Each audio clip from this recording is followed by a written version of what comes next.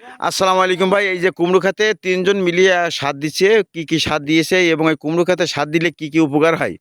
আমরা আমাদের ছোট ম্যানেজার এবং বড় ম্যানেজার আছে আর ওই যে কুমড়ো খাতের মালিক দাঁড়িয়ে আছেন। তাদের কাছ থেকে আমরা শুনবো। আসসালামু আলাইকুম ভাই। ওয়ালাইকুম আসসালাম। ভাই এই যে কুমড়ো খাতে আপনি কি, কি সার ব্যবহার করলেন এখন? ঢেয়া ইউরিয়া আর সালফেট। আচ্ছা ভাইয়া, এই যে সারগুলো দিলে মানে কি, কি উপকার আসে কুমড়ো খাতের, এগুলো একটু আপনাদের কাছে শুনবো এবং দর্শকও দেখবে।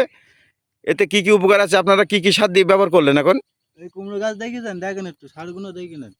হ্যাঁ, দেখতে পাচ্ছি তো সমস্ত হ্যাঁ, গাছের গোড়ায় আপনারা সার দিয়েছেন। কুমড়ো গাছের গাছ দেখেছেন কিরকম? হ্যাঁ, গাছগুলো খুব সার সুন্দর দিছি, দেখাচ্ছে। ইউরিয়া দিছি, ফসফেট আর সালফেট। আচ্ছা, গাছ ভালো হবে, বড় বড় লম্বা হবে, আচ্ছা, কুমড়ো হবে মোটা মোটা। আচ্ছা।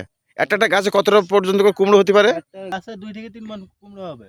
ও ২ থেকে ৩ মণ করে কুমড়ো হয়। একটা গাছে। আচ্ছা ভাই, এইটা হচ্ছে কি কুমড়ো গাছ? এটা হাইব্রিড।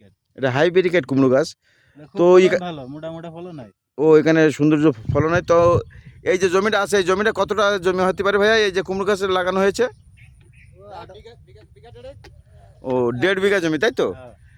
আচ্ছা ভাই, এতে মানে সার কি আর দেওয়া লাগবে না? দেওয়া শেষ হয়ে গেছে? দিতে হবে তো, বড় বড় হোক। মানে গাছ একটু লতালি আপনারা সার একটু। দিলে তখন ফুল আসবে, জালি আসবে, মোটা মোটা হবে, তখন একটু দিতে হবে। ও আচ্ছা, আচ্ছা, আচ্ছা, আচ্ছা। ধন্যবাদ আর আপনাদের। হ্যাঁ।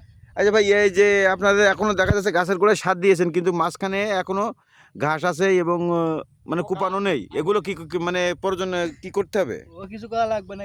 কোনো গাছ বড় হবে তখন ঢেকে ফেলবে, তখন ও ঘাস দেখা যাবে না। ও আচ্ছা, আচ্ছা, আচ্ছা, আচ্ছা। তার জন্যই তো সার দেওয়া বেশি গাছ।